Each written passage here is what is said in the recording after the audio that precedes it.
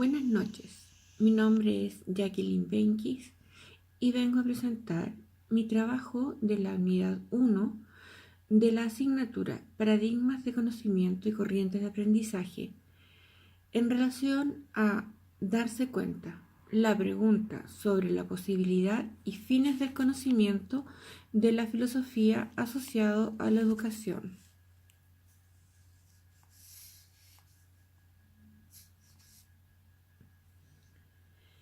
Los paradigmas son un conjunto de conocimientos y creencias que forman una visión del mundo en torno a una teoría hegemónica en determinado periodo histórico. Cada paradigma se instaura tras una revolución científica que aporta respuestas a los enigmas que no podían resolverse en el paradigma anterior. Los paradigmas cumplen una doble función. Por un lado, la positiva, que consiste en determinar las direcciones en las que ha de desarrollarse la ciencia normal, por medio de la propuesta de enigmas a resolver dentro del contexto de las teorías aceptadas. Por otro lado, la función negativa del paradigma es la de establecer los límites de lo que se ha de considerar ciencia durante el tiempo de su hegemonía. Las teorías que se inscriben en un paradigma no pueden traducirse en términos de las teorías que forman el paradigma posterior. Cada revolución científica es un cambio total de la percepción del mundo y, por lo tanto, viene acompañado de un cambio paradigmático. Los paradigmas cambian y se transforman de un modo semejante, aún en gran escala, al de las hipótesis. Así, el paradigma está constituido por supuestos teóricos, leyes y técnicas de aplicación que deberán adoptar los científicos que se mueven dentro de una determinada comunidad científica. Los que trabajan dentro de un paradigma ponen en práctica la ciencia normal. Es probable que al trabajar en ella desarrollarán el paradigma en su intento por explicar el comportamiento de los aspectos del mundo que resulten dificultades. Si estas dificultades se hacen inmanejables, se desarrollará un estado de crisis. Esta se resolverá con el surgimiento de un paradigma completamente nuevo, el cual cobrará cada vez mayor adhesión o aceptación por parte de la comunidad científica, hasta que finalmente se abandone el paradigma original. Este cambio no es continuo, sino que por el contrario es discontinuo y constituye una revolución científica. El nuevo paradigma enmarcará la nueva actividad científica normal, hasta que choque con dificultades y se produzca una nueva crisis y una nueva revolución y por lo tanto el surgimiento de un nuevo paradigma.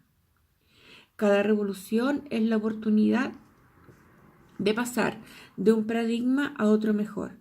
Si se desarrolla una crisis, el pasaje de un paradigma a otro se hace necesario y este paso es esencial para el progreso de la ciencia. Si no hubiera revoluciones, la ciencia quedaría atrapada o estancada en un solo paradigma y no se avanzaría más allá de él. No es una evolución hacia un objetivo determinado, sino un mejoramiento desde el conocimiento disponible. Cada paradigma nuevo es un instrumento para resolver enigmas. De los paradigmas estudiados se nos ha solicitado escoger dos, y para ello se ha escogido el positivista y el hermenéutico. Estos dos paradigmas se diferencian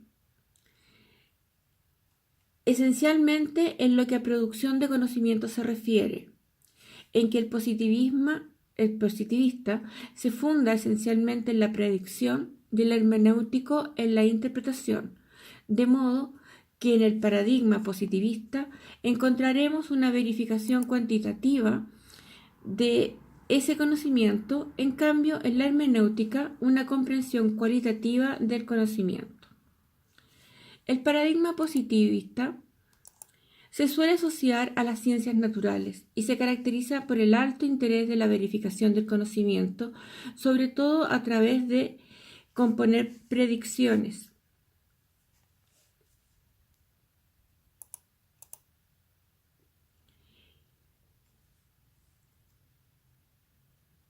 En las ciencias naturales y ciencias exactas es utilizado con mayor énfasis, siendo una de las pretensiones en decir que la predicción es en cierta medida una vez que se confirma una explicación del hecho.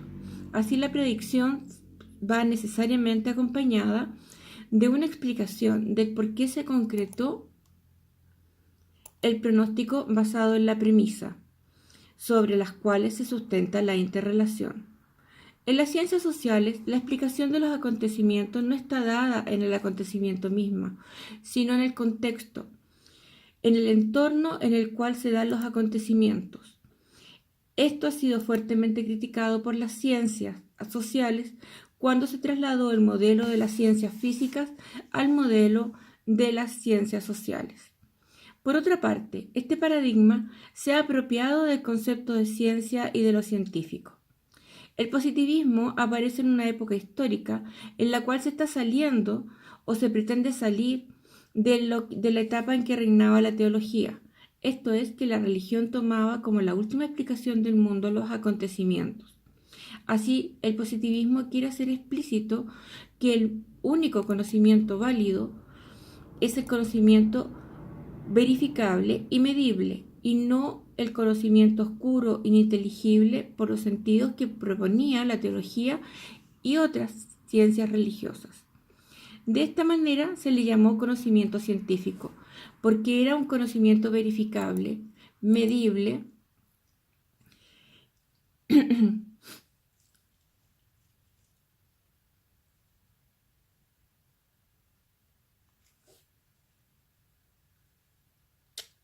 y visible, y no solo un conocimiento que se infería de otros conocimientos, que a la vez eran inferencias de otras creencias de la fe o de la magia.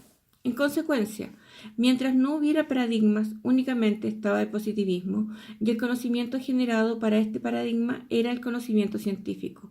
Cuando llegan estos paradigmas, se les juzga desde el paradigma científico diciéndose que todo lo que no es científico no es válido.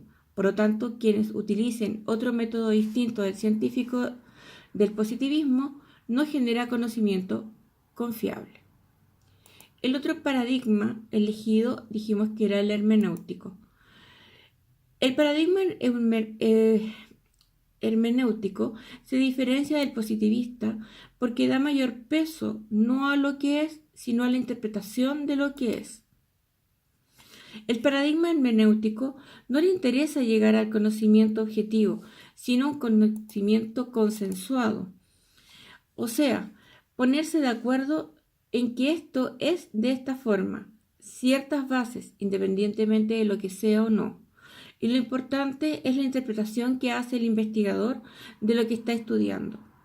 Este paradigma se ha utilizado y abusado en el campo de los medios de comunicación, en el sentido que es fácil interpretar cualquier cosa y se puede decir lo que quiera, con cierto sentido, con cierta rigurosidad, y decir que no será el conocimiento que se ha obtenido.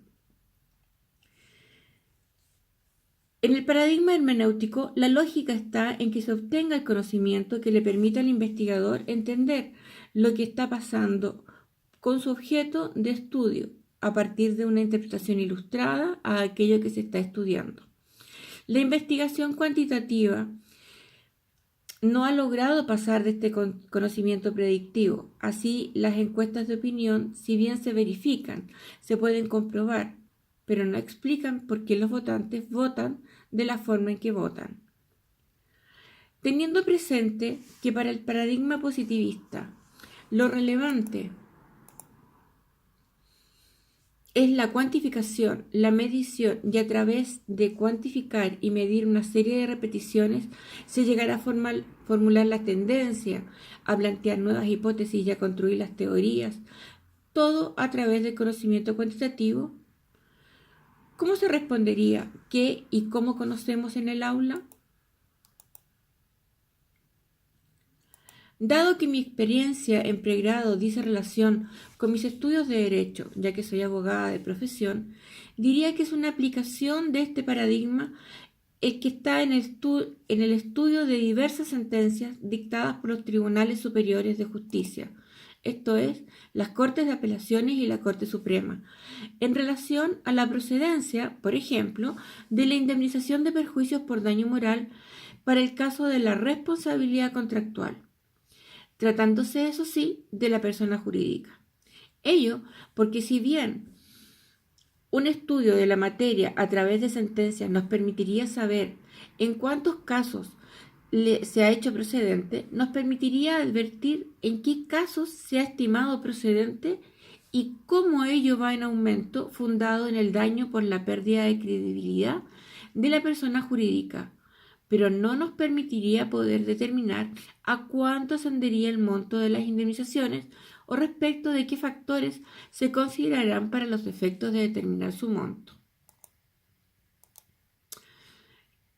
La hermenéutica, en cuanto al paradigma hermenéutico, lo relevante está en la interpretación, esto es, en la capacidad y el talento que tiene el intérprete para interpretar un texto, para comprenderlo, para colocarlo en contexto, para entender a su autor, su contenido y su intención.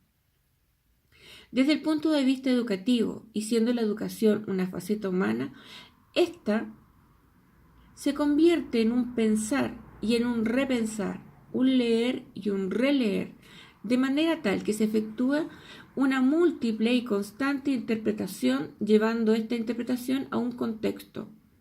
Por tanto, ¿cómo se respondería bajo este paradigma qué y cómo conocemos en el aula? Bueno, siguiendo con mi experiencia de pregrado, diría que una aplicación de este paradigma está en la resolución de casos planteados a propósito de alguna materia en particular, en la cual se debe interpretar la norma jurídica y determinar si su aplicación al caso en particular es o no procedente, y para el caso que se estime procedente, cuáles son los alcances de esta de conformidad al contexto. Gracias.